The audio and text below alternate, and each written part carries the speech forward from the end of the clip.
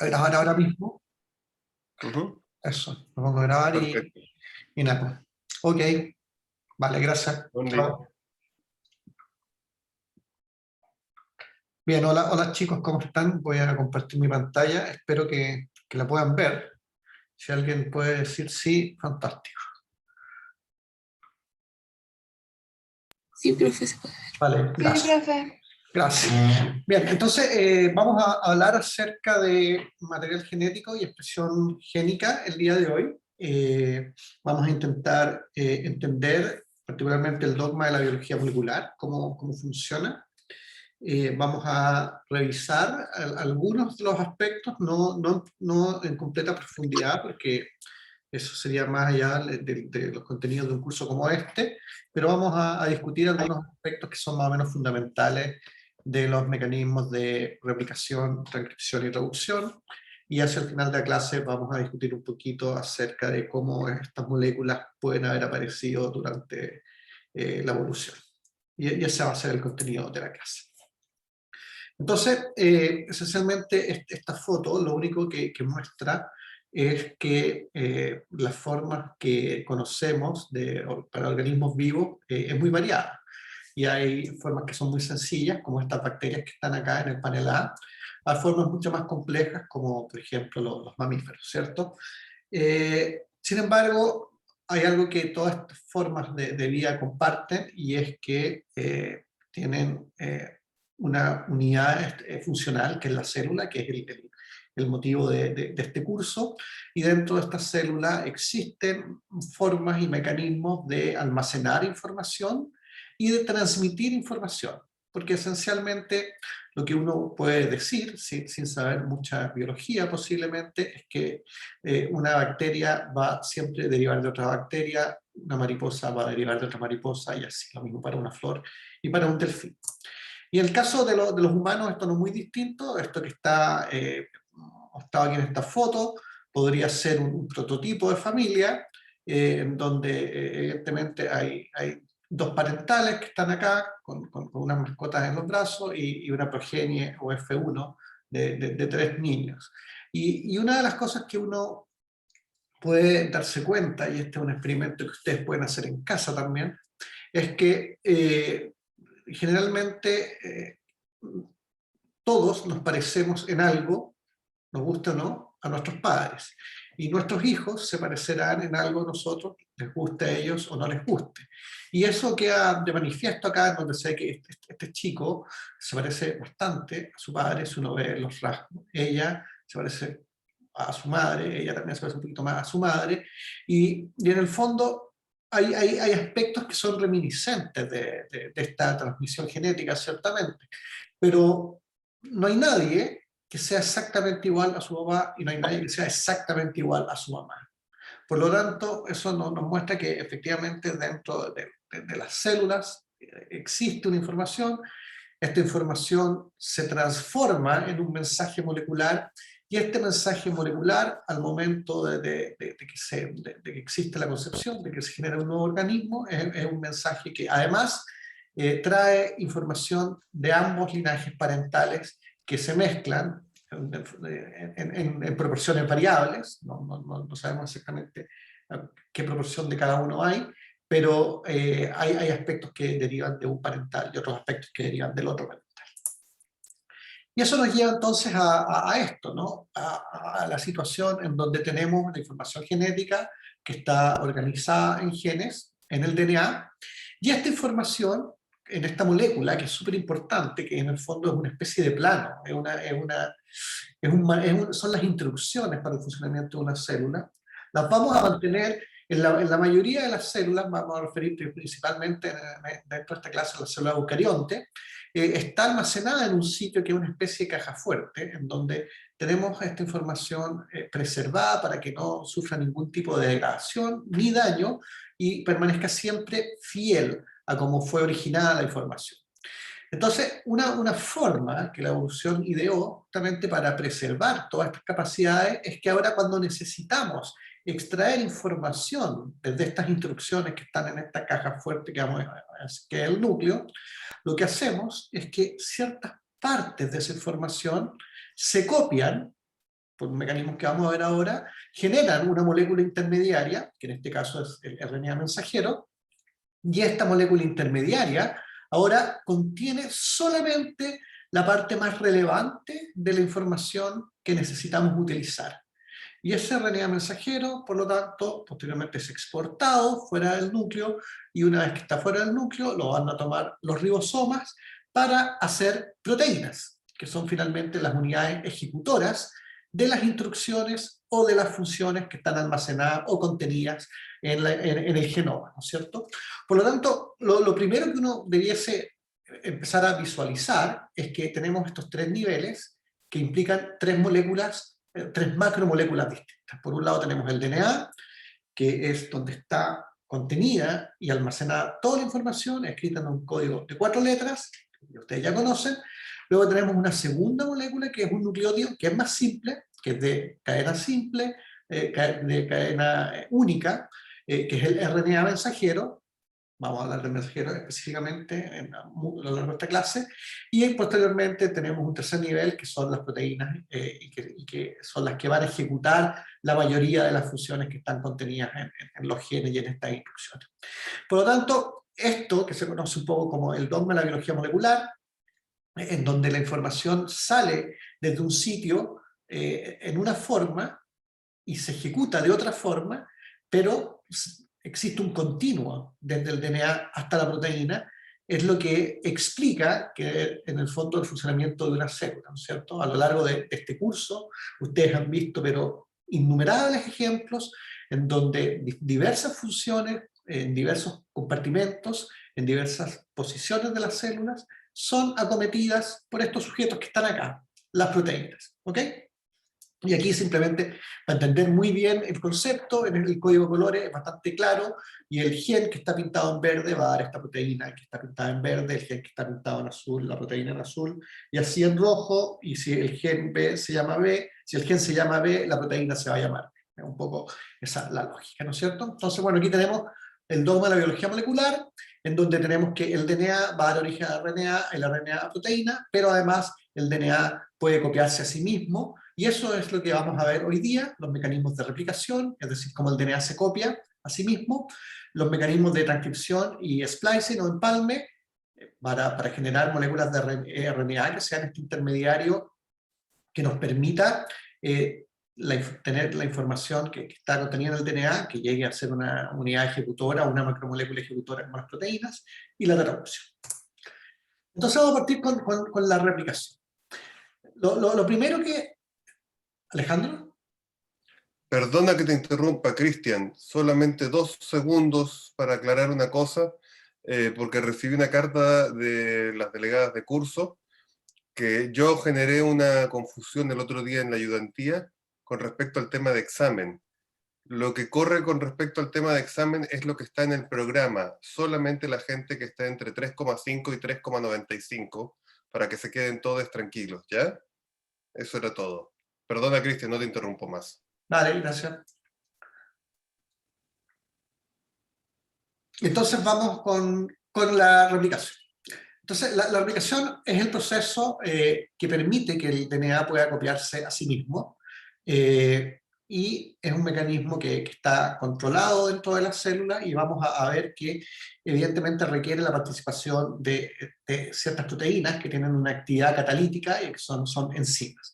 Entonces, lo primero que debiese ocurrir, voy a mirar el chat porque creo ahí, no sé si hay alguien que está tratando de preguntar algo. No, son comentarios sobre lo que dije nada más. Ok, vale, gracias.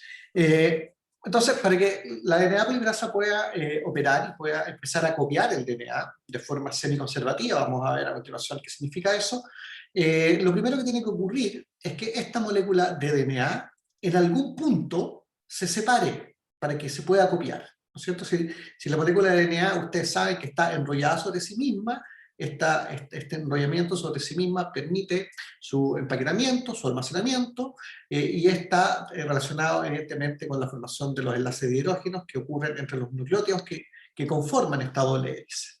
Por lo tanto, lo primero que tenemos que hacer es separar esta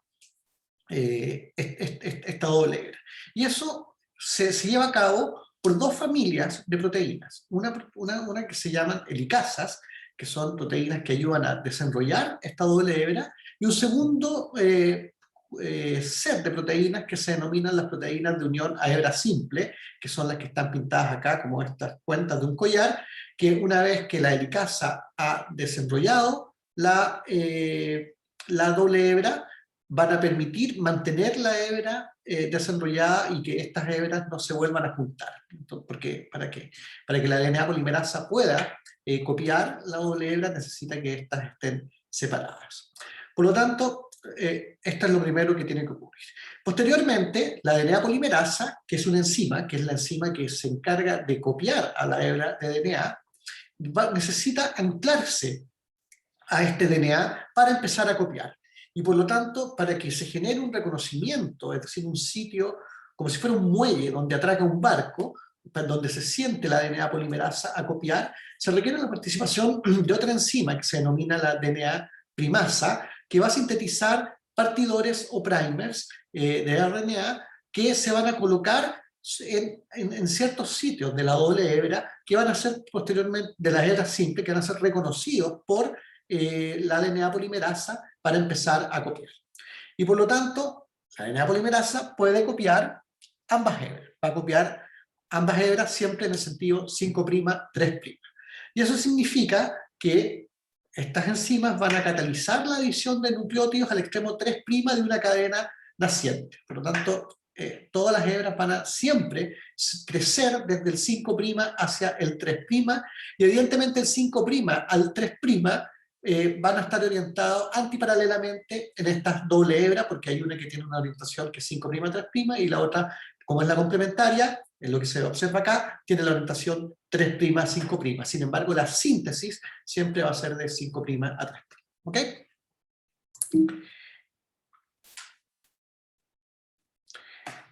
Decimos que esta replicación es semiconservativa, esencialmente porque si nosotros tenemos una hebra de DNA doble, que es lo que está pintado en el lado izquierdo de esta diapositiva, y empieza a separarse esta doble hebra, pensamos que la helicasa empieza a separarla y se empieza a transcribir, quiere decir que este templado o esta hebra que está acá va a servir de molde para sintetizar esta nueva hebra que está aquí pintada de rojo, y de forma análoga esta otra hebra que está pintada de naranjo va a servir de molde para sintetizar la hebra que está pintada aquí de rojo, y es por eso que se dice que la replicación es semiconservativa, porque cada nueva hebra de DNA presenta una hebra que viene de la hebra parental y una hebra nueva.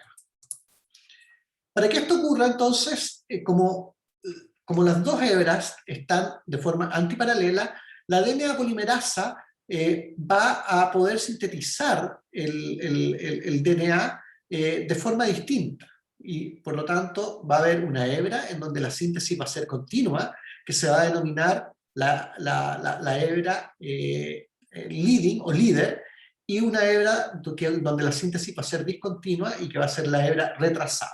La hebra adelantada y la hebra retrasada. Y esto tiene que ver justamente con que la polimerasa siempre va a sintetizar en el mismo sentido, 5' a 3', y que eso hace que, dependiendo de en cuál hebra esté, vaya a hacer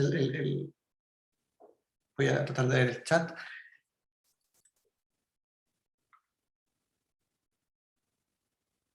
Por eso se llama semiconservativa. Sí, la respuesta es sí.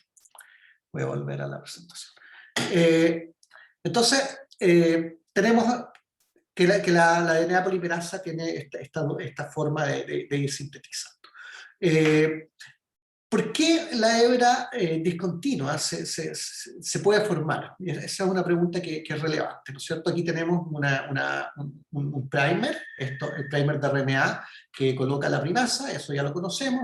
Luego la DNA polimerasa se va a unir y va a comenzar a elongar, y vamos a tener una hebra que va a ser continua. En el caso de las hebras que son discontinuas, esto va a ocurrir n veces, y va a ocurrir n veces porque el sentido que tiene la síntesis del DNA en la hebra que tiene el sentido opuesto hace que la polimerasa solo pueda ir sintetizando pequeños fragmentos. Cada uno de estos fragmentos se denomina fragmento de Okazaki, y estos fragmentos de Okazaki se llaman así porque fue el señor Okazaki que los describió por primera vez. Entonces lo que observamos acá es que cada uno de estos nuevos fragmentos queda adyacente a un fragmento nuevo, y evidentemente cada vez que la RNA polimerasa, que la DNA polimerasa se va a unir y va a empezar a polimerizar, va a necesitar este primer de RNA que coloca la primasa, ¿cierto? Y por lo tanto vamos a tener un primer, un pedacito de RNA, un primer, un pedacito de DNA, un primer, un pedacito de DNA. Por lo tanto, aquí tenemos que la polimerización del DNA, tanto en la hebra continua como en la hebra discontinua, está catalizada por una enzima que se llama la DNA polimerasa 3, que es la que está generando esta nueva hebra de DNA. Y luego tenemos otra DNA polimerasa, que es la DNA polimerasa 1, que es la que se va a encargar posteriormente de remover estos fragmentos de RNA, es decir, saca estos primers y termina de copiar el DNA que está enfrente a estos primers, de modo de que no quede un híbrido entre RNA y DNA, sino que queden solo fragmentos de DNA, que son los fragmentos de Okazaki. Y finalmente, lo que ocurre es que estas hebras discontinuas y que son más pequeñas en longitud que la hebra continua, se van a unir a través de una enzima que se llama la DNA ligasa, es decir, que produce la ligación entre dos secuencias de DNA.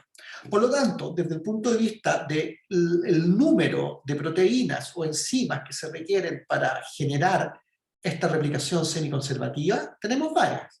Tenemos la ligasa, tenemos las proteínas de hebra simple, tenemos la primasa, tenemos la DNA polimerasa 3, tenemos la DNA polimerasa 1 y tenemos la ligasa. Tenemos al menos, para efectos de la clase y lo que estamos aprendiendo en este curso, 6 actividades proteicas o enzimáticas que van a ser requeridas para que una hebra de DNA se pueda copiar a sí mismo de forma semiconservativa.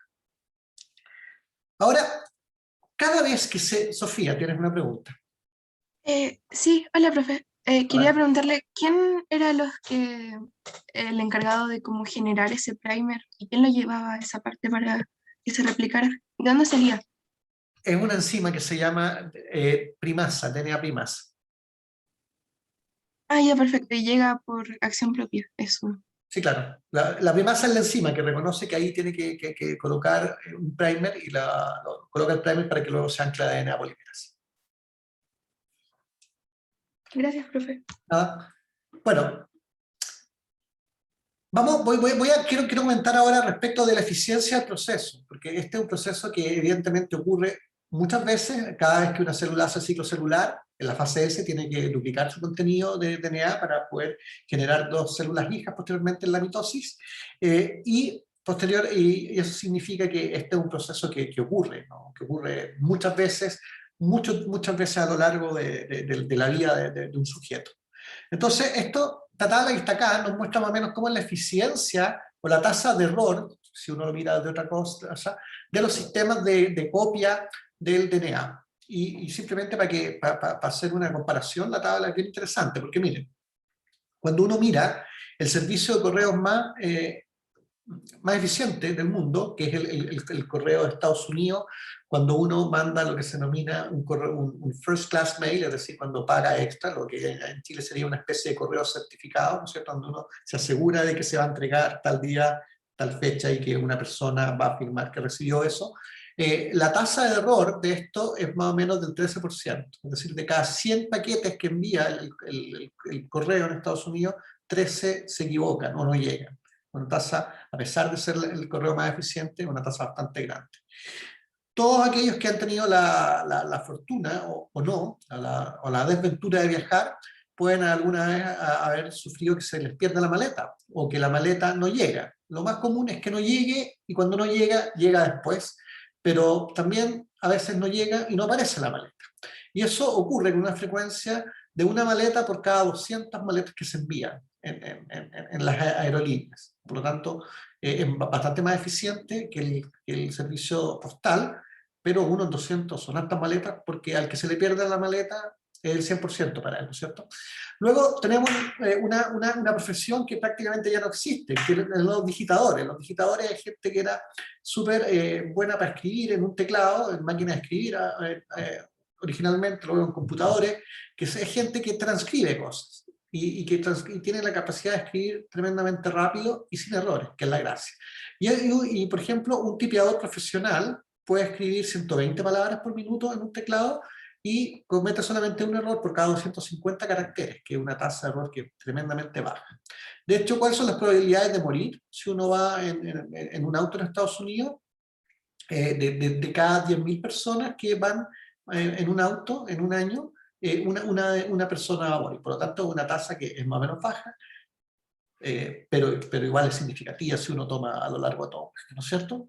Entonces, si uno compara todas estas tasas de, vamos a llamar error para cada uno de estos casos, con lo que hace la replicación del DNA, o lo que hace el sistema de replicación del DNA. Entonces, la replicación del DNA tiene un error por cada 10 millones de nucleótidos que copia. Y eso es una eficiencia tremendamente grande. Pero además de la eficiencia que tiene la DNA polimerasa, es decir, se equivoca poco, la gracia es que tiene una actividad que es una actividad de proofreading, o una actividad de revisar lo que está escribiendo. ¿Por qué? Porque si comete un error, ¿y un error cuál sería? Un error sería que frente a una adenina coloque una citosina, que frente a una guanina coloque una timina. Eso sería un error, porque esas bases no van apareadas, no se pueden aparear. Por lo tanto, cada vez que eso ocurre, y eso ocurre más o menos 1 de cada 10 millones de nucleótidos que la polimerasa copia, lo que hace la polimerasa es detenerse, identificar ese error, remover el nucleótido que está mal posicionado y reemplazarlo por el nucleótido que corresponde. Entonces, cuando incluimos la actividad de corrección que la propia DNA polimerasa tiene mientras hace la replicación del DNA, la verdad es que la tasa de error es de 1 por cada 10 elevado a 9 nucleótidos, que en el fondo es 1 por cada 1.000 millones de bases. Quiere decir que efectivamente las actividades humanas más eficientes no se parecen en nada a la eficiencia que tiene la DNA polimerasa. Y esa es una de las grandes ventajas que tienen los sistemas de replicación de DNA. Es decir, que cometen pocos errores, y cuando cometen esos pocos errores tienen la capacidad de mejorar estos errores en 2 órdenes de magnitud, simplemente porque tienen la capacidad de encontrar los errores y de corregirlos. Por lo tanto, eso es el primer nivel, cómo duplicamos el DNA. El segundo nivel, entonces, es qué hacemos para hacer una molécula de RNA. Y aquí entramos entonces en el mecanismo de transcripción. Y el mecanismo de transcripción, evidentemente, es un mecanismo que es igualmente enzimático, como el de la DNA polimerasa, y en este caso la diferencia es que en lugar de una RNA polimerasa vamos a tener una RNA polimerasa. Y la RNA polimerasa se va a unir al DNA y va a empezar a copiar el RNA a partir de una hebra, de una de las 2 hebras del DNA. Y lo que hace es que en la medida que va copiando el RNA, va desarrollando la molécula de DNA para hacer la transcripción.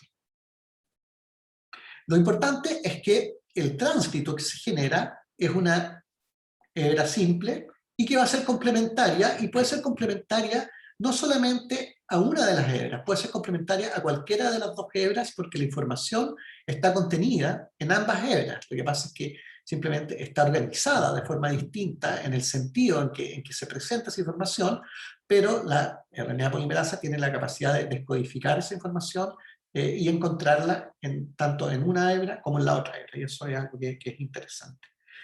La hebra de DNA se lee siempre del mismo sentido, de 3' a 5', y por lo tanto, evidentemente eso determina cómo se va a sintetizar el RNA. Si el RNA se sintetiza en una hebra, se va a sintetizar en un sentido; si se sintetiza en la otra hebra, se va a sintetizar en el sentido opuesto, porque la forma como se lee es siempre en el mismo sentido.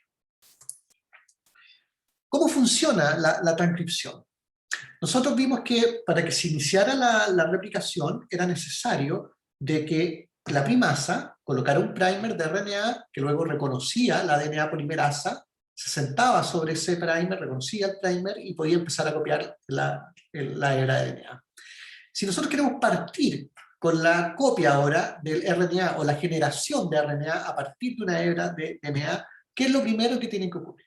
Entonces, lo primero que tiene que ocurrir es que dentro del genoma, los mecanismos de transcripción, de control de transcripción, reconozcan aquellas partes del genoma que son codificantes. Y entonces aquí hay un primer concepto que ustedes seguramente vieron en la educación secundaria, pero si no, lo podemos revisar ahora, y es qué significa que haya partes del DNA que sean codificantes y que haya partes del DNA que sean no codificantes.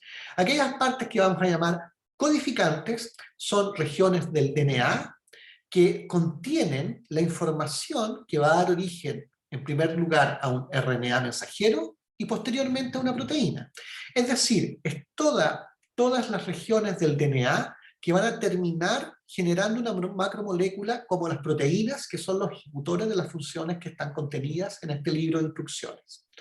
En contraposición, las regiones no codificantes es todo el resto del DNA que contiene otro tipo de información, que puede ser información involucrada en la regulación de la expresión génica, puede ser información involucrada en el empaquetamiento del DNA, puede ser información involucrada en otro tipo de respuestas, pero no necesariamente en la generación de una proteína.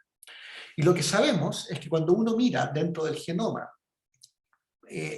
toda la información, todos los nucleótidos que constituyen el genoma de una célula, la mayor parte de ese DNA corresponde a un DNA que va a ser no codificante, mientras que una pequeña fracción de la información contenida en el DNA es codificante, es decir, va a dar origen a proteínas. Por lo tanto, para que ocurra la transcripción, la maquinaria que va a regular la transcripción y la generación de los RNA mensajeros, lo primero que tiene que hacer es identificar a lo largo de esta secuencia de DNA muy extensa que está dentro de cada una de las células, donde existen unidades que son codificantes. Y para esto, evidentemente, hay firmas moleculares que enseñan eso, y hay firmas moleculares que le instruyen a la maquinaria de transcripción dónde tiene que partir copiando. Y la primera señal es esto que está acá, que se denomina la caja TATA, y la caja TATA corresponde a una secuencia de nucleótidos enriquecidos en T y en A. No es exactamente TATA la caja, sino que es muchas T, muchas A, no es todas las cajas TATA exactamente igual, hay una variabilidad en términos de las secuencias de nucleótidos que definen una caja TATA, pero una caja TATA está constituida por una gran cantidad de estos dos nucleótidos que están ahí. Y la gracia es que esta caja TATA está generalmente río arriba del inicio de la transcripción. Y por lo tanto, cuando tenemos una caja TATA y cuando tenemos el inicio de la transcripción adyacente a esta caja TATA, esto define dentro del DNA qué región del DNA puede generar un RNA mensajero. Y posteriormente, ese RNA, una proteína. Por lo tanto, esto está en la base de poder definir, de poder establecer las diferencias entre las regiones codificantes y no codificantes que tiene el RNA. Cuando hablamos de río arriba, ¿Profe? Sí. Entonces, Tata es la que define cuál sí y cuál no. ¿Qué quieres decir con cuál sí, cuál no? ¿Cuál puede ser convertida en una proteína y cuál no? Sí, claro. Todas las regiones del DNA que van a dar origen a un RNA mensajero tienen una caja TATA. Gracias. De nada. ¿De qué hablamos cuando hablamos de río arriba, río abajo? Es simplemente un sistema de topología, es un sistema de referencia. Cada vez que hablemos respecto de cualquier región, tanto en un ácido nucleico o incluso en una proteína, y queramos definir qué es lo que está hacia el 5' en un DNA, o hacia el N-terminal en una proteína, o hacia el 5' en un RNA, vamos a decir que está río arriba. Río arriba, en el fondo, quiere decir hacia el 5' o hacia el N-terminal, y río abajo quiere decir hacia el 3' o hacia el carboxilo terminal, si estuviésemos hablando de una proteína. El concepto se utiliza mucho más en ácidos nucleicos, por lo tanto, cuando decimos que la caja TATA está río arriba del inicio de la transcripción, es porque está siempre en el 5' respecto del sitio de la transcripción. Y en este caso podemos decir que el inicio de la transcripción está río abajo de la caja TATA, porque está hacia el 3', si uno ve la posición relativa del inicio de la transcripción respecto a la caja TATA. ¿Ok? Entonces, para que la RNA polimerasa empiece a sintetizar RNA, lo primero que tiene que ocurrir es que hay una serie de proteínas que se denominan factores de transcripción, y estos factores de transcripción van a ser necesarios para generar una plataforma proteica que la RNA polimerasa reconozca y pueda unirse a esta plataforma proteica y empezar a generar un RNA a partir de la hebra de DNA. La lógica es muy similar a la lógica que vimos anteriormente para la replicación, en donde teníamos un primer que era reconocido por la DNA polimerasa 3, y a partir de ese primer, la DNA polimerasa 3 empezaba a copiar el DNA.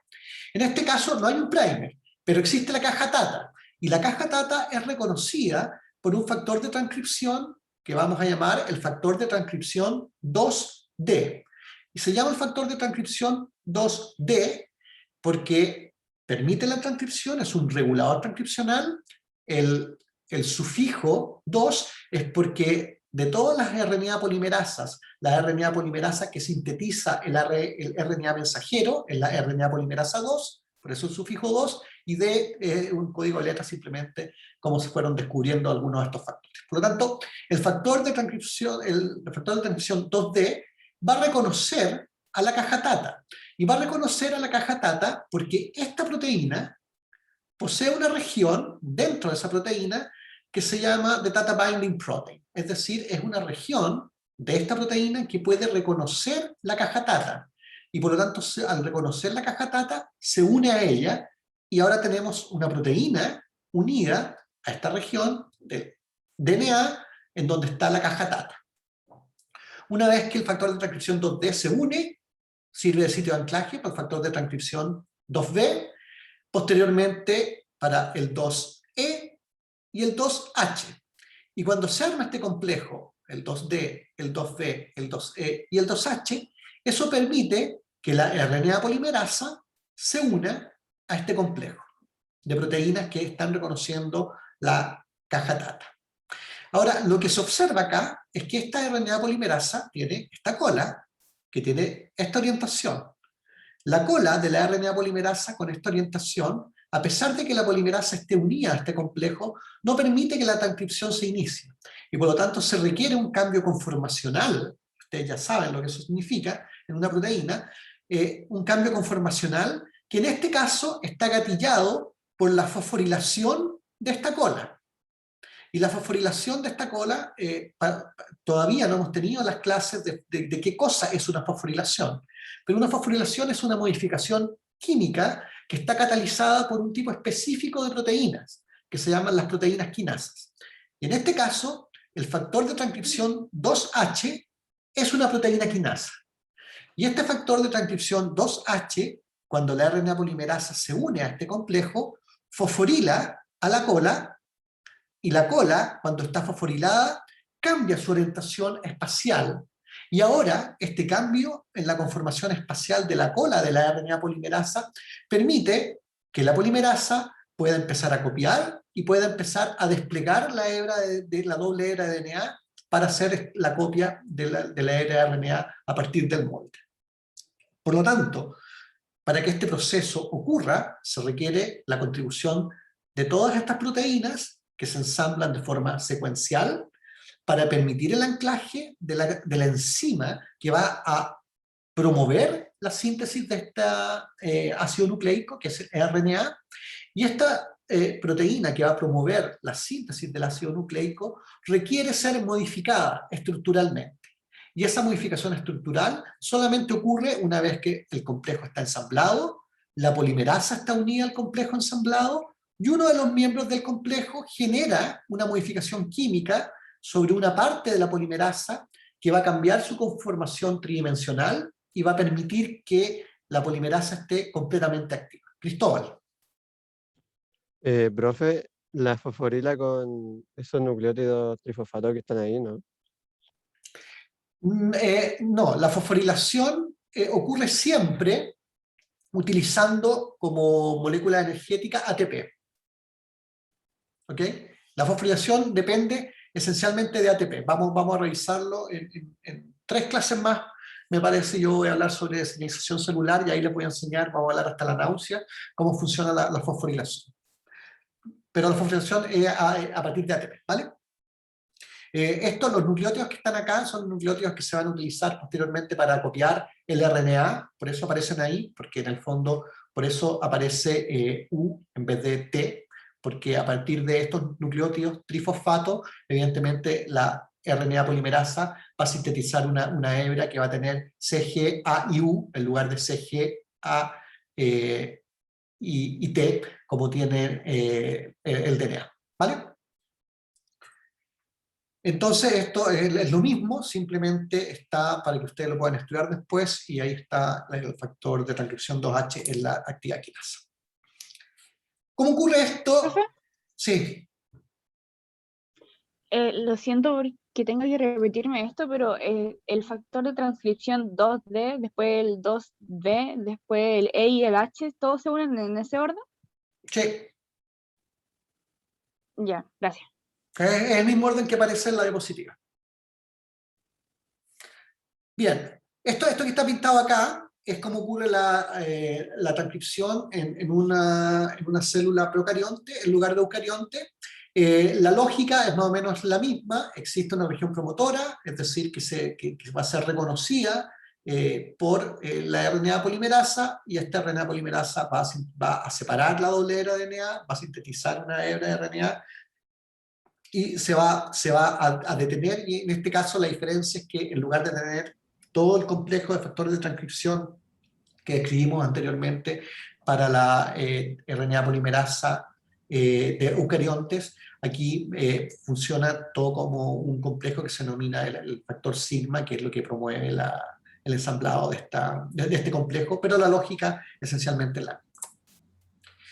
Tenemos distintos tipos de RNAs dentro de una célula. Los RNA mensajeros son los que codifican para proteínas. Los RNA ribosomales son muy importantes para formar un ribosoma, lo vamos a ver a continuación. Los RNA de transferencia son las moléculas que van cargadas con los aminoácidos, que posteriormente van a permitir la elongación de un polipéptido para el proceso de traducción. Y tenemos RNAs que son de tipo regulatorio. Los más conocidos posiblemente sean los microRNA, que son RNAs muy pequeñitos, de aproximadamente 20 nucleótidos en promedio, y que tienen la gracia de regular la expresión génica. Cuando decimos regular la expresión génica, es una forma de apagar la expresión de un gen generalmente. ¿Por qué? Porque el microRNA lo que va a hacer es que se va a unir a una región del RNA mensajero. Y cuando el microRNA se une a una región del RNA mensajero, lo que va a hacer es impedir que ese RNA mensajero pueda ser traducido, y por lo tanto es una especie de bloqueo de la acción de este RNA mensajero, y es una forma que tienen las células, bajo ciertas condiciones, de no permitir que un RNA mensajero genere una proteína, porque no es el momento, porque no es el lugar, o porque simplemente esa proteína no tiene que estar en ese minuto haciendo una función. Y para estos distintos tipos de DNA hay distintas RNA polimerasas que van a estar involucradas en la generación de cada uno de ellos. Como vimos anteriormente, la RNA polimerasa 2 es aquella que va a sintetizar los RNA mensajeros, que son los más importantes, porque son los intermediarios que posteriormente van a dar origen a las proteínas. Mientras que la RNA polimerasa 1 va a estar involucrada en la generación de la mayoría de los RNA ribosomales, mientras que la RNA polimerasa 3 es la que va a estar involucrada en la mayoría de los RNA de transferencias, y también para algunos microRNAs o RNAs pequeños. A diferencia de la célula eucarionte, las bacterias solamente tienen una RNA polimerasa, y por lo tanto las funciones de la polimerasa de la transcripción en eucariontes son bastante más simples de las que observamos en células de eucarionte, y esto que está pintado acá es lo mismo que ya está descrito en la tabla anterior, simplemente para que lo recuerden. Y aquí entonces tenemos que revisar un concepto que es importante, que es este. Es cómo podemos pasar de una situación en donde tenemos genes, es decir, información que está contenida en el DNA, aquí tenemos dos genes, el A y el B, y estos genes puedan generar a veces mucha proteína y otras veces poca proteína. Y la respuesta a esto tiene que ver justamente con esto, con que en aquellas células que tienen proteínas que son muy abundantes, estas proteínas que son muy abundantes se originan a partir de RNAs mensajeros que en cantidad siempre son abundantes. Por lo tanto, hay una cierta correlación entre la cantidad de RNA mensajero que una célula expresa y la cantidad de proteína dependiente de este RNA mensajero que la célula va a tener. Por lo tanto, proteínas que son más abundantes tienen mayor cantidad de RNA mensajero en la célula, proteínas que son menos abundantes tienen menor cantidad de RNA mensajero en la célula. Y por lo tanto la pregunta que emerge acá, y que seguramente ustedes están haciendo, es qué es lo que determina que entonces haya un gen que se transcriba en muchas copias de RNA mensajero, mientras que haya otros genes que se transcriban en menos copias o en pocas copias de RNA mensajero. Y la respuesta a esto es una respuesta que es tremendamente interesante desde el punto de vista de la regulación dentro de las células y ocurre a través de grupos de proteínas que colectivamente se denominan factores de transcripción. Nosotros ya acabamos de ver, unas pocas diapositivas atrás, que los factores de transcripción del tipo 2 son elementos esenciales que permiten el ensamblaje de la RNA polimerasa 2 en el sitio de inicio de la transcripción para que se copie el DNA a RNA. Existen otros tipos de factores de transcripción que no son factores de transcripción que están involucrados directamente en el ensamblaje o en el reclutamiento de la polimerasa, pero que sí favorecen o inhiben la acción de la polimerasa. Y por lo tanto vamos a tener que va a haber factores de transcripción que van a promover que la polimerasa copie mucho más eficientemente, y por lo tanto estos van a ser promotores de la transcripción, y va a haber factores de transcripción que van a inhibir que la polimerasa pueda copiar eficientemente o van a hacer que la polimerasa deje de operar. Y esos van a ser inhibidores o represores transcripcionales. Por lo tanto, dentro de este gran grupo de proteínas que regulan la transcripción, que colectivamente se denominan factores de transcripción, vamos a tener activadores y represores transcripcionales. Activadores van a ser los que van a favorecer la generación de RNA mensajeros y represores los que van a impedir la formación de RNA mensajeros. Y por lo tanto, en un escenario como el que está pintado en la diapositiva, uno podría pensar que esta gran cantidad de RNA que deriva del gen A puede ser muy abundante porque hay mecanismos muy eficientes de activación transcripcional que permiten tener un gran número de copias de RNA para este gen. En contraposición, en este gen B posiblemente sea un gen que cuando tenemos pequeños niveles de la proteína ya funcional, esos niveles de proteína manden una señal a la propia célula para que reprima la transcripción y no sintetice más proteínas porque no se necesitan más. Y por lo tanto, proteínas que son menos abundantes se sintetizan menos porque se requieren menos, proteínas que son más abundantes se sintetizan más porque se requiere más para que la célula funcione correctamente, y no todas las proteínas están en la misma concentración y en la misma cantidad dentro de una célula, y a pesar de que todas las proteínas provienen de RNA mensajeros y todos los RNA mensajeros provienen de secuencias de DNA que están codificadas en el genoma, la cantidad de ellas se puede variar simplemente controlando los niveles de transcripción. En la medida que yo controlo cuántas moléculas de RNA vamos a sintetizar a partir del gen, es una buena forma de saber cuántas moléculas de proteína tendremos posteriormente.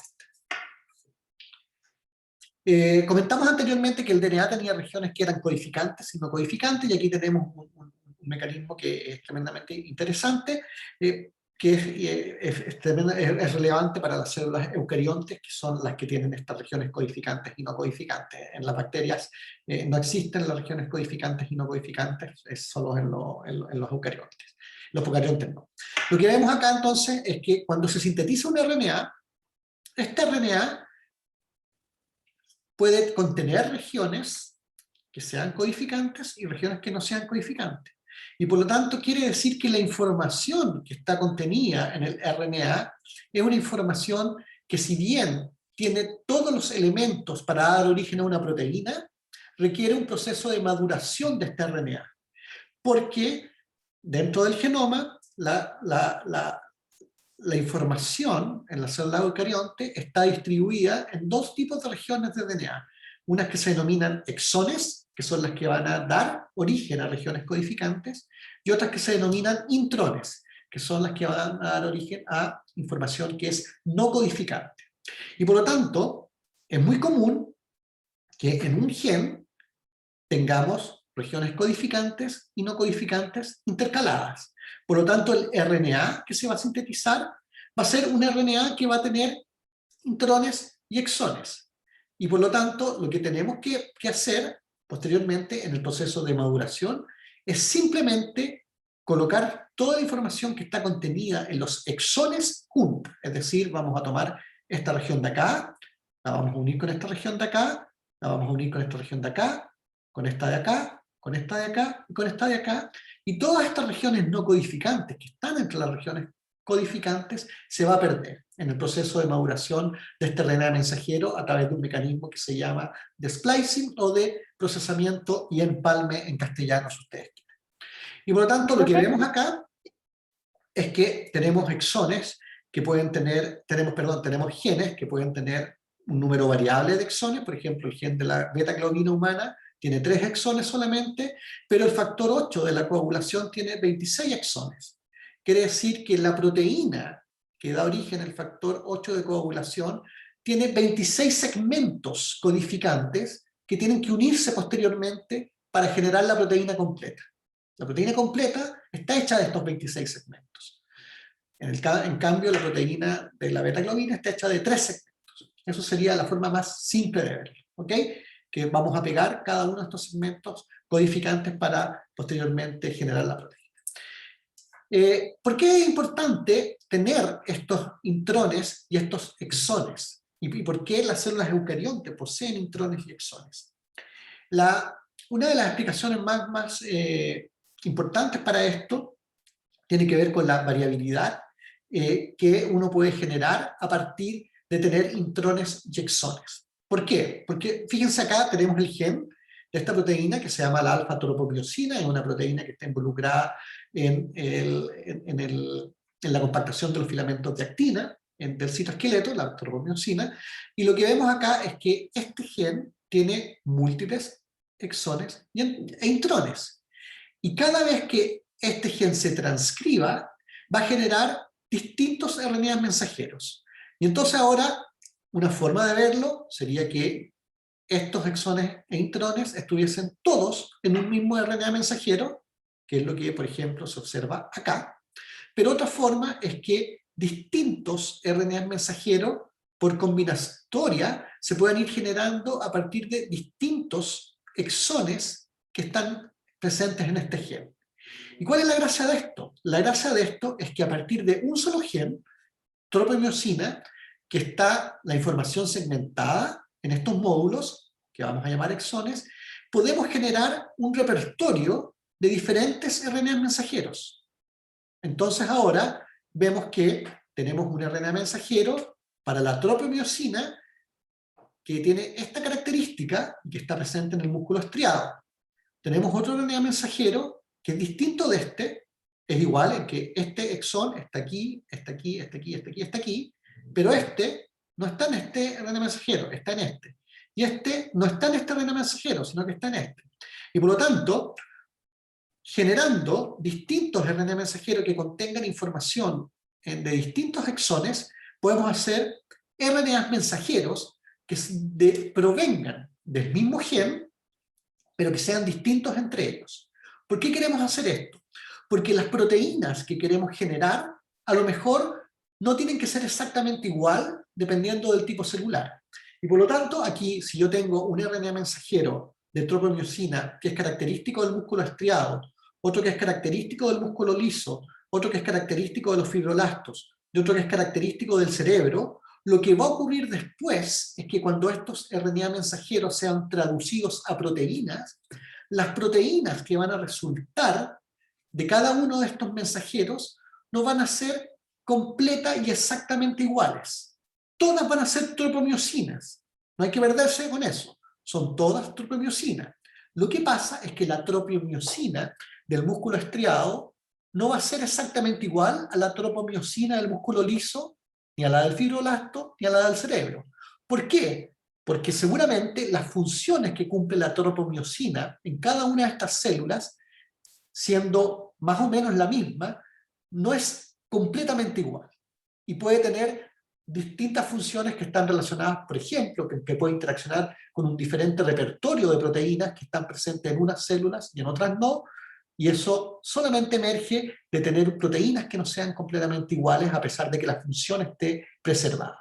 Por lo tanto, cuando se generan estos mecanismos de splicing, ¿no? Estos mecanismos de corte y empalme alternativo para generar RNAs mensajeros, los RNAs mensajeros ya no tienen los RNA mensajeros ya no tienen los intrones, son solo los exones.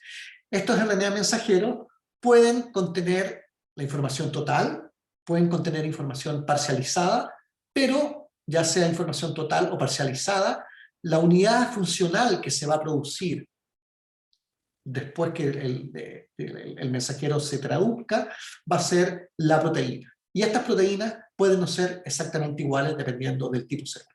Cristóbal. Profe, o sea, después de que ocurrió la transcripción, los distintos RNA mensajeros cortan distintos intrones y expresan distintos exones, y por eso pasa esto. Exactamente, los RNA mensajeros se ensamblan a partir del splicing. El splicing es el proceso en donde un exón se une a otro exón y se van uniendo cada vez distintos exones para generar un mensajero. Eso se llama splicing o procesamiento y empalme alternativo en castellano. Y dependiendo de la combinación de exones que se vayan utilizando para la generación de cada uno de estos RNA mensajeros, pueden emerger diversos RNA mensajeros a partir de un mismo gen.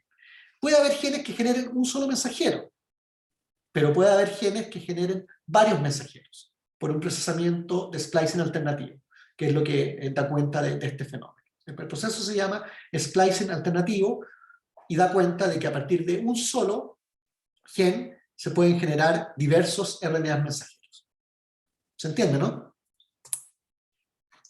Sí, profe, gracias. Bien. Profe, ¿Sí? ¿cómo sabe la célula qué tipo necesita? Es una muy buena pregunta. La célula no sabe, pero la maquinaria molecular de la célula determina cuáles son los tránscritos que se van a generar. ¿Por qué? Porque cuando una célula adquiere un linaje, cuando una neurona es una neurona, y es distinto a un cardiomiocito, parte de ser neurona y parte de ser cardiomiocito implica que los factores de transcripción que van a controlar la regulación de la expresión de los genes en un cardiomiocito y en una neurona son distintos. Y dentro de estos factores de transcripción va a existir proteínas que van a poder contribuir a determinar cuáles van a ser las formas de splicing que se van a generar. Parte de estas cosas las van a ver ustedes más tarde en el curso de biología molecular. No son contenidos que tengamos que ver en este curso, pero una primera respuesta a tu pregunta es que hay mecanismos moleculares que son intrínsecos de las células. Una célula, cuando está diferenciada, el repertorio de genes que expresa es distinto que el repertorio de genes que se expresan cuando esa célula no está diferenciada. Y dos células que se diferencian a dos linajes distintos también expresan repertorios de genes distintos. Entonces la gracia es que con 30.000 genes, que es más o menos los genes que tienen una célula eucarionte, tú puedes, por combinatoria, distintas células van a expresar diferentes subsets de esos genes, y la expresión diferencial de esos subsets de genes evidentemente va a dar origen a transcriptomas y a proteomas que van a ser distintos. Y en esta diversidad de expresión de genes, RNAs y proteínas, van a emerger mecanismos moleculares que se van a asegurar de que se mantenga la identidad de cada una de las células. Porque en el fondo, si tú tienes una tropomiosina de cerebro expresada en el músculo liso, está mal. porque el músculo liso no necesita la tropomiosina del cerebro, y viceversa. Por lo tanto, una célula del cerebro, parte de ser célula del cerebro, implica que dentro de esa célula hay un mecanismo molecular para que la tropomiosina que se exprese sea la del cerebro y no la del músculo liso. ¿Se entiende? Sí, gracias, Vale, profe. de nada. Bien, la remoción de los intrones es enzimática y ocurre entonces por un ataque nucleofílico desde el extremo de un intrón hacia el extremo de otro intrón, y lo que vemos acá entonces es que dos exones terminan siendo unidos y el intrón que estaba entre medio de ellos se libera. Otra modificación que tienen los RNA es que en el extremo 5' se les coloca un cap de un nucleótido que se llama 7-metilguanosina, y este cap lo que hace es proteger a este RNA mensajero para que sea más estable. Adicionalmente, en el otro extremo, en el 3', se adiciona lo que se conoce como una cola de poliadenilación. La cola de poliadenilación simplemente es un número variable de nucleótidos de adenina, pueden ser de 150 o 250 más o menos, en general, que se coloca en el 3' de cada secuencia de RNA. ¿Cuál es la gracia? Es que estas secuencias permiten dar estabilidad al RNA mensajero. Estas secuencias son reconocidas posteriormente como sitios que marcan el inicio y el final de un RNA mensajero, que posteriormente es información relevante para que este RNA mensajero pueda ser traducido a una proteína. Estas secuencias, además, permiten que no solamente se estabilice este mensajero, sino que se mantenga completamente funcional, porque el mensajero lo tenemos que sacar del núcleo y lo tenemos que llevar al citoplasma para que pueda ser traducido. Por lo tanto, en el CAP existen proteínas que van a reconocer el CAP, en la cola de poli-A existen proteínas que van a reconocer el poli-A, se van a unir dentro del núcleo estas proteínas, tanto al CAP del 5' como la cola de poli-A que está en el 3', y van a traslocar esta RNA a través del poro nuclear, en donde van a poder ser reconocidos y capturados por el ribosoma para poder ser traducidos, que es lo que vamos a ver a continuación. Esto que está pintado acá, que se llama EJC, es lo que se denomina The Exon Junction Complex, que lo que hace es que va a favorecer la translocación del RNA al citoplasma. Aquí hay un error, perdón, el error, va la N a la izquierda y la S a la derecha. También va a reconocer cuando un RNA tiene un codón de término prematuro, es decir, ha habido un error en la generación de ese RNA mensajero y va a degradar ese RNA. Un codón de término prematuro, esencialmente, es un codón que aparece en un sitio en donde va a generar una proteína que está trunca, y lo que hace este complejo es reconocer esos RNA antes de que se exporten del núcleo, de modo tal que eso no llega a ser una proteína, porque si se generara una proteína, sería una proteína que estaría incompleta, y si generamos proteínas que están incompletas, vamos a estar generando o pérdida de función, porque la proteína posiblemente no va a poder ejecutar la función que le es asignada, o vamos a tener esencialmente una ganancia de función tóxica, en donde la proteína no solamente no va a ejecutar su función, sino que podría aparecer una función no deseada y que interfiriera con algún otro proceso celular.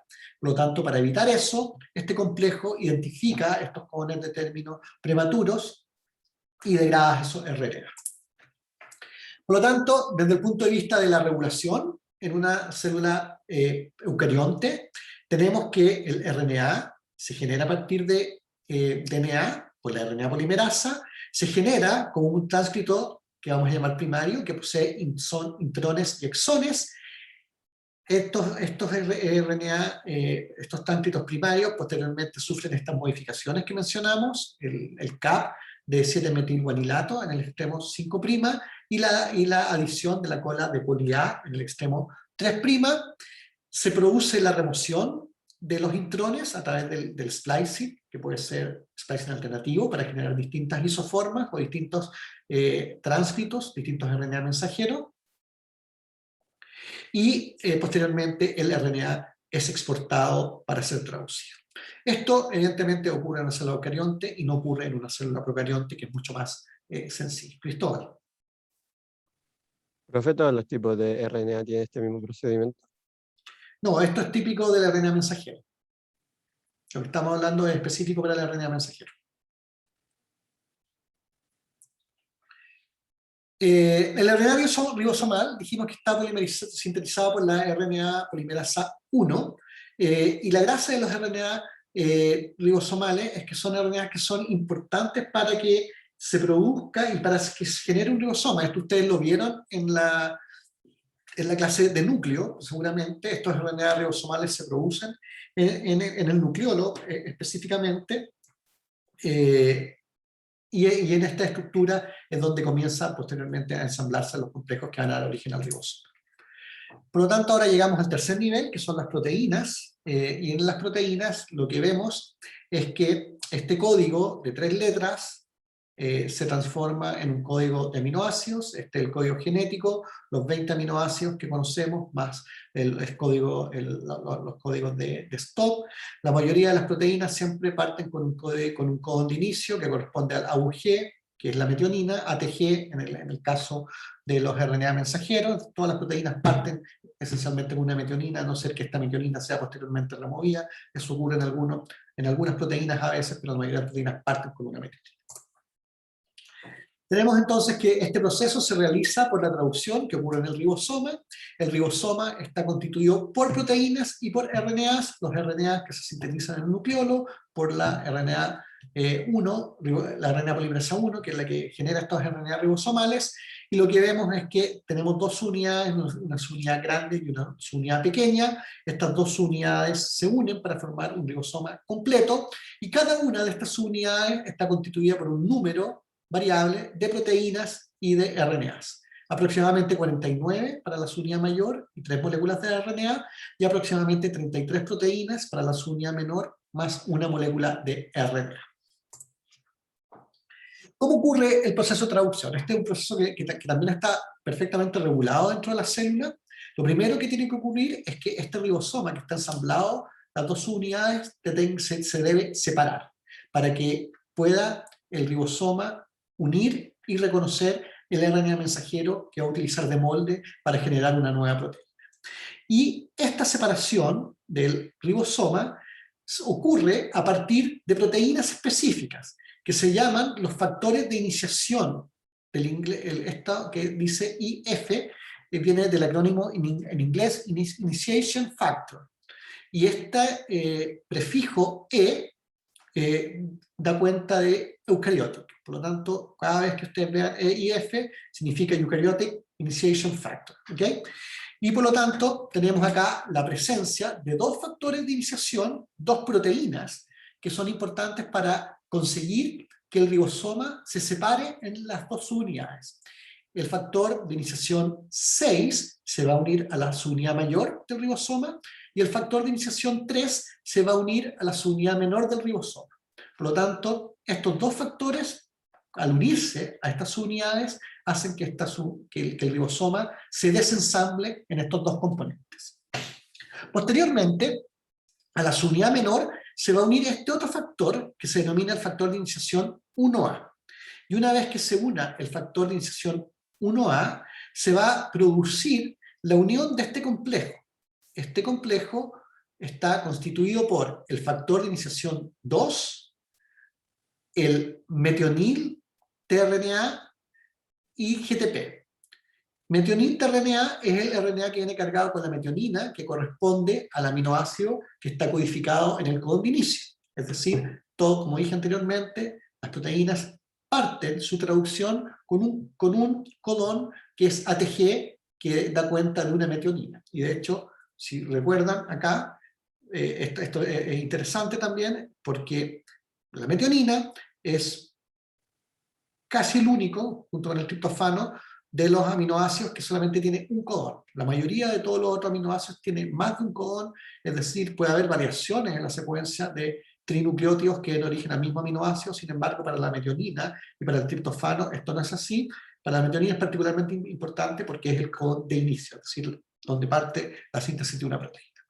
Por lo tanto, cuando se une el factor de iniciación 2, que está conjugado con GTP, el tRNA, el RNA de transferencia que viene con la metionina, y esto se une a este complejo, hasta la unidad 40S, se forma lo que se denomina el complejo de preiniciación 43S.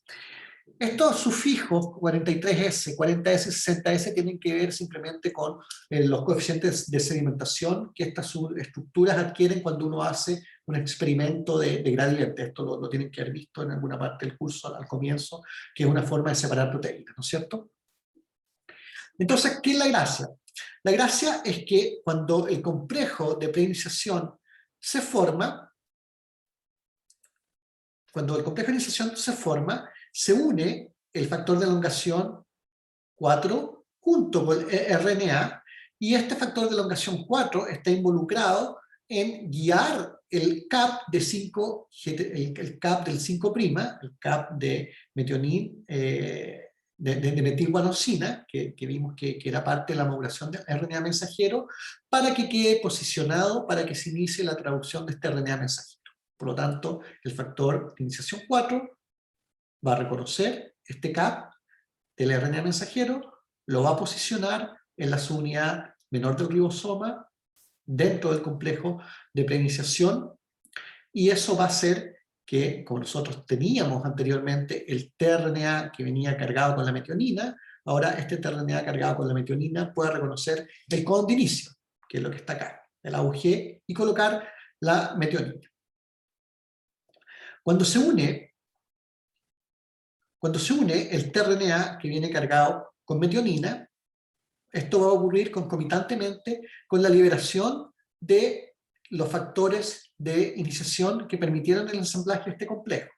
Por lo tanto, sale el 1A, sale el 3 y sale el 4, que eran los que se involucraron en la formación del complejo de preiniciación y en el reconocimiento del RNA mensajero a partir del CAP de 7-metilguanosina, que fue reconocido por el factor de iniciación 4. Isidora. Sí, perdón, profe, es que queríamos preguntar si podríamos tener una pausa de un par de minutos. Sí, sí, ¿Sí? podemos. Sí. Y como yo personalmente quería preguntarles que me perdí mucho en este proceso con la cantidad de conceptos y todo eso, si quizá después o mientras tanto es el descanso podría como explicarlo de nuevo, perdón. Sí, lo puedo explicar de nuevo, pero si lo explico de nuevo, o sea, prefiero que hagamos descanso. Yo tengo las 9:40. A las 9:45 seguimos, ¿vale? 5 minutos. Ya, gracias, profe. Vale.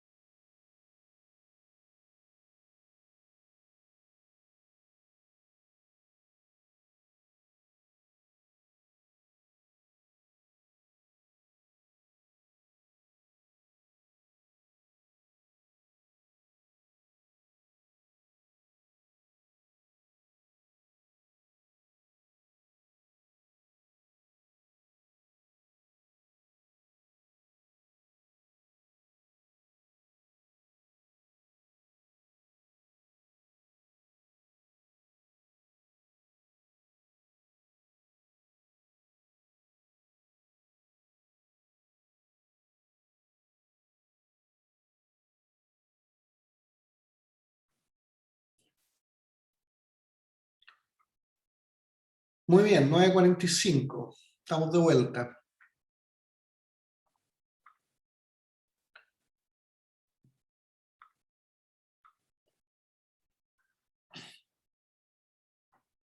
Ya, aquí me quedé.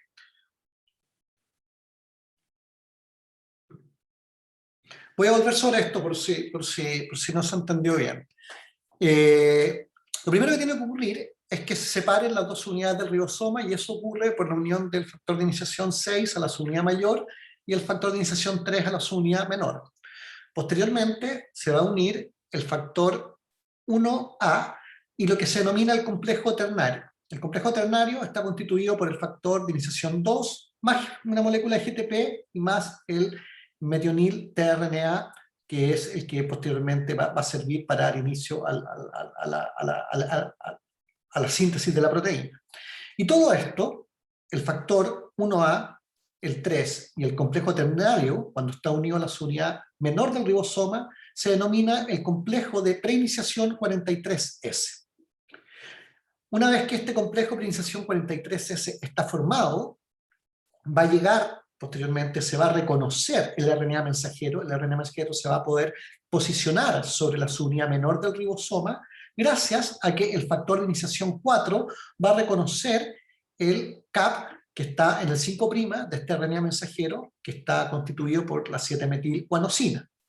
Y eso va a hacer que este RNA mensajero ahora quede unido a la subunidad menor del ribosoma, y por lo tanto, en este minuto, ahora se puede agregar el tRNA que viene cargado con la metionina, lo que va a generar la salida del factor de iniciación 1A, el factor de iniciación 3 y el factor de iniciación 4, y en este caso va a quedar solamente el complejo ternario. Recordemos que el complejo ternario está constituido por el factor de iniciación 2, GTP y el tRNA que trae la metionina, y por lo tanto se va a colocar el primer aminoácido sobre el codón AUG, que es el codón de inicio para todas las proteínas en un RNA mensajero. Cristóbal. Profe, entonces, en el segundo paso que sale ahí, todo ese complejo de tRNA, el F2-GTP, el F3 y el F1, van todos juntos en la subunidad menor de 40S. Sí, todo esto queda en la subunidad menor, hace el complejo 43S, pero cuando esto se transforma en el complejo 40S, que ya es el complejo de iniciación, la diferencia entre el complejo de preiniciación y el complejo de iniciación es que en el complejo de iniciación ya tenemos el RNA mensajero, tenemos el primer tRNA cargado con metionina, y este complejo ha perdido los factores de iniciación 1A, 3 y 4, y solamente queda el complejo ternario, que es el complejo que está formado por el factor de iniciación 2 y el GTP, más evidentemente este tRNA con metionina, que es lo que estamos observando acá en la imagen. ¿Sí? Sí, profe, gracias. Ya. Entonces, lo que queda en este minuto, cuando tenemos el complejo de iniciación 40S, es que se reconstituya completamente el ribosoma. Y esto ocurre porque el último factor de iniciación, que es el factor de iniciación 5, atrae a la subunidad mayor del ribosoma, y para esto se utiliza la hidrólisis del GTP que está conjugado al factor de iniciación 2, que es lo que promueve la energía, que es lo que hace que se genere este complejo, en donde se reconstituye el ribosoma completamente, y ya tenemos la subunidad menor, la subunidad mayor, el RNA mensajero, con el primer aminoácido ya agregado sobre el inicio de la proteína, que es la metionina. Y en este minuto es cuando ya tenemos el complejo de iniciación 80S, que es lo que va a traducir a partir del codón de inicio todo el resto de la proteína, que es lo que vamos a ver a continuación. Entonces, en el ribosoma tenemos tres sitios: un sitio E, un sitio P y un sitio A. Y cada uno de estos sitios cumple un papel específico. El sitio A es donde van a llegar los nuevos tRNAs que vienen cargados con un aminoácido. Aquí tenemos este tRNA que viene cargado con un aminoácido. El aminoácido que está acá es el aminoácido que está codificado por este trinucleótido que está en el RNA mensajero, de acuerdo al código genético.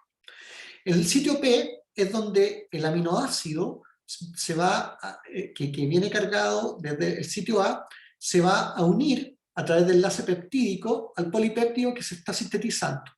Y el sitio E es donde el RNA va a ser liberado una vez que ya no esté cargando el aminoácido, porque el aminoácido ha sido adicionado al polipéptido que está naciendo. Por lo tanto, lo que va a ocurrir, que lo que se observa acá, es que tenemos la llegada de este sitio al sitio A, la llegada de este tRNA cargado con el aminoácido al sitio A de adición.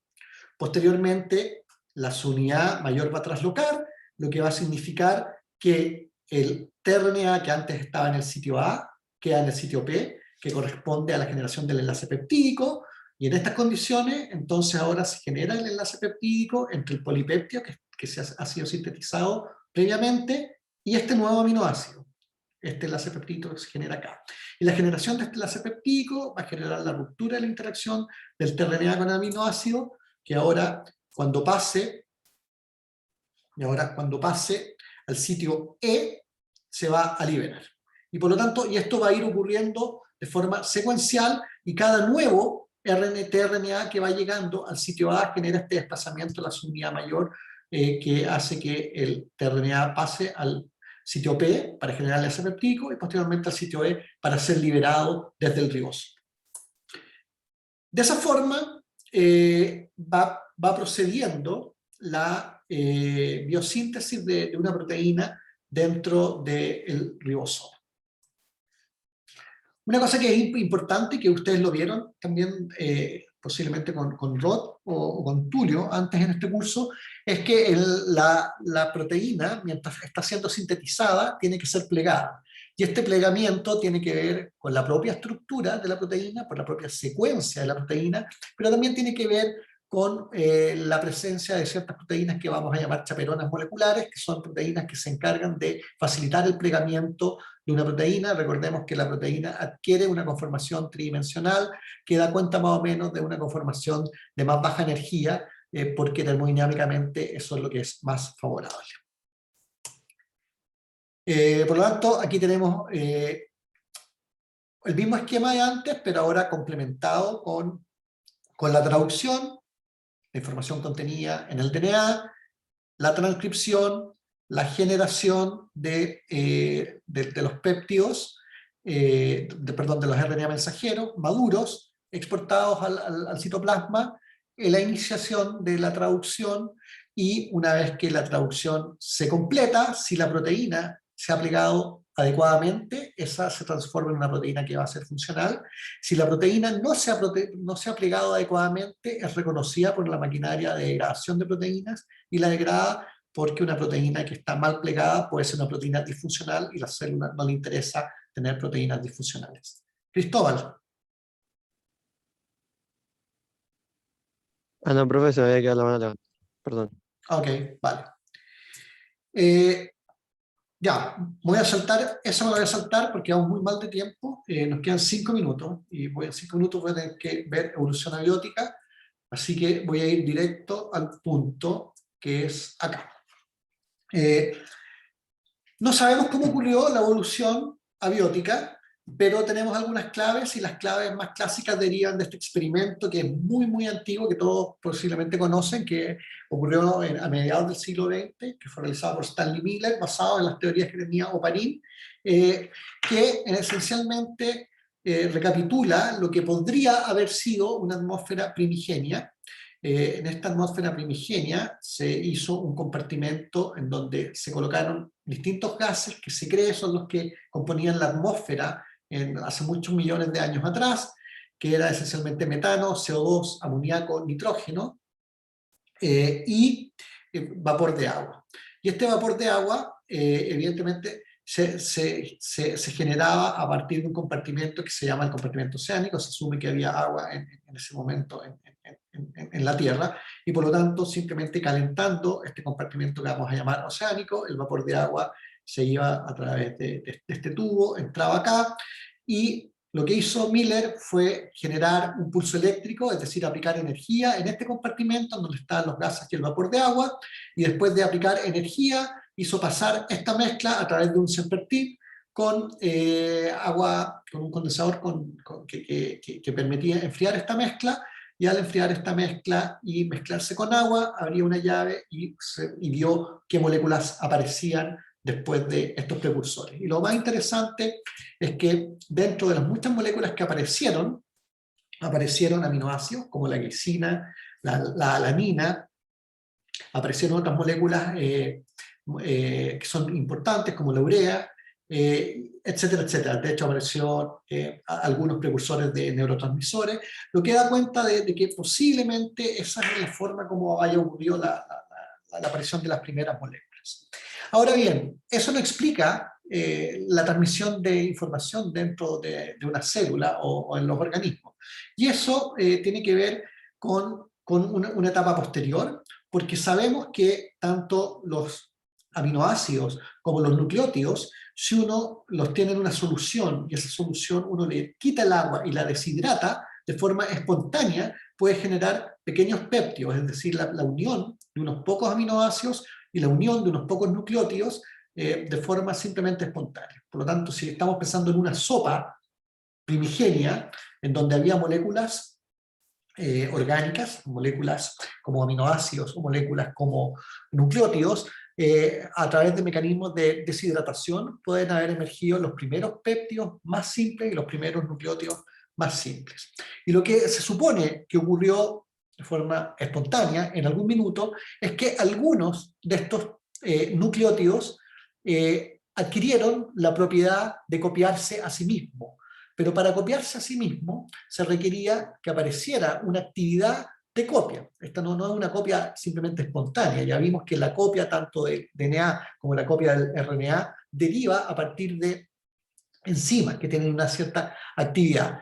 Por lo tanto, lo que se asume que ocurrió originalmente es que existió una molécula de RNA, que es el nucleótido más simple en la evolución, y que por simple azar esta molécula de RNA, en algún minuto de la evolución, adquirió una capacidad catalítica. Y la aparición de esta capacidad catalítica de la molécula de RNA original hizo posible de que esta molécula pudiese empezar a copiarse a sí misma. Por lo tanto, en el minuto en que esta molécula de RNA puede copiarse a sí misma, evidentemente se puede generar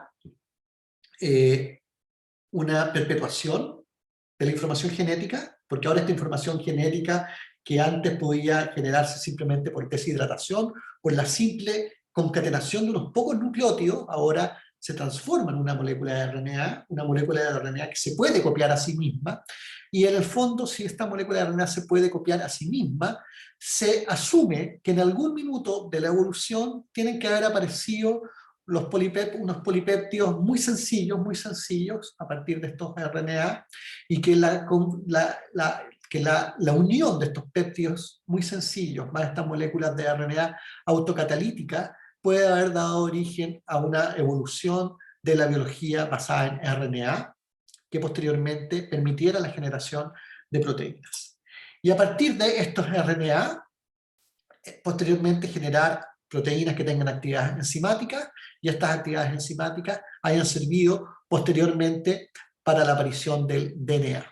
Y por lo tanto, lo que asumimos, lo que se acepta más habitualmente al día de hoy, es que en esta sopa que había hace muchos miles de millones de años atrás, la primera molécula en haber aparecido fue una molécula de RNA que fue modificada de forma espontánea para tener una actividad autocatalítica, que esta actividad autocatalítica posteriormente permitió que esta molécula de RNA siguiera existiendo, pudiera replicarse, pudiese transmitirse y eventualmente generar información que sirva para hacer moléculas más complejas posteriormente, como las proteínas y el DNA. Esto que está ahí lo dejo simplemente para que lo estudien más tarde en la clase, es un resumen de algunas de las cosas que hemos comentado el día de hoy, y me detengo acá. No sé si alguien tiene alguna pregunta de esta última parte. Profe, ¿Sí? a niveles de este curso es importante saber más que nada el mecanismo por el cual se genera el RNA mensajero que los demás, ¿cierto? Los demás, o Sí, sea, saber por qué polimerasa se sí. genera más que nada. Sí, no, por supuesto. Lo más importante para efecto de esta clase era entender cómo se forma el RNA mensajero, porque esta es una clase que entronca la continuidad que hay entre el DNA, el RNA mensajero y la proteína. Ese es el sentido de la clase. Por lo tanto, evidentemente, es importante que sepan que hay distintas RNA polimerasa que dan origen a distintos RNAs, pero no es importante que conozcan todos los mecanismos de generación de cada uno de esos RNA, sino solamente el del RNA mensajero.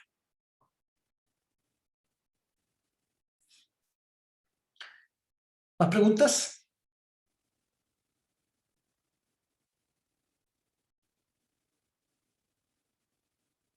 Muy bien, si no hay más preguntas, entonces dejamos la clase acá y con usted me vuelvo a encontrar la próxima semana. Así que estén muy bien. Chao. Chao, Chao, profe. profe, Gracias. gracias.